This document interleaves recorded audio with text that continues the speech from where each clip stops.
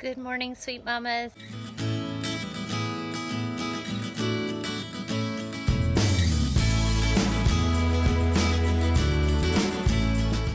I just wanted to pop in to talk about something really important for all of us. And this morning, what happened to me was we're on vacation, kind of. It's like a staycation. My husband decided to take a week off, and our kids are still, my oldest is in high school, so he's in school all week, and our youngest has 2 days where he goes to an outside program, so he's in those on Tuesday and Thursday.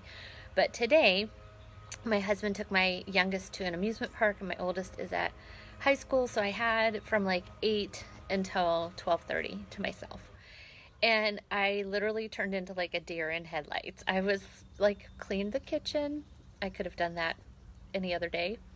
Got outside. This part was good. I got on the porch, and because it's kind of turning into spring now, cleaned off all the porch furniture and like dusted all the leaves off and got the spray out and sprayed the glass on the coffee table out here and all that, so that we can come out here and enjoy the outdoor porch now. But then I just kind of was like, what should I do? Should I go to a coffee shop? Should I write? Should I organize? Should I declutter? There's like, should I?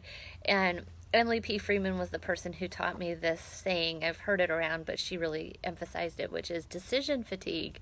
We get into these spots where there's so many decisions to be made that we kind of just freeze up like a deer in headlights. So that's what happened to me this morning. I just kind of stood there like, what should I do? Then it hit me that, we're in such a propensity to pursue productivity that just having nothing to do feels very unproductive and sometimes really uncomfortable. Like, let's at least get a Bible study going or have some project, so that we have something to show for our efforts.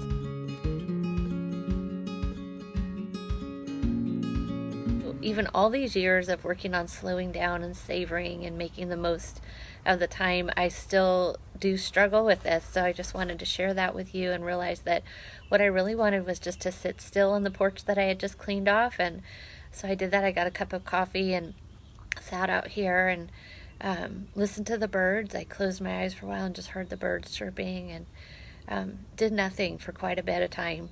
And then decided to do this live video. So wanted to let you know that sometimes it's okay just to stop and do nothing, to have nothing to show for the time that you spend, except for the fact that you were still and that you let the river kind of come over the rocks and then be in that still spot that happens. And that's what happens, in life. We need those still spots. They refuel us.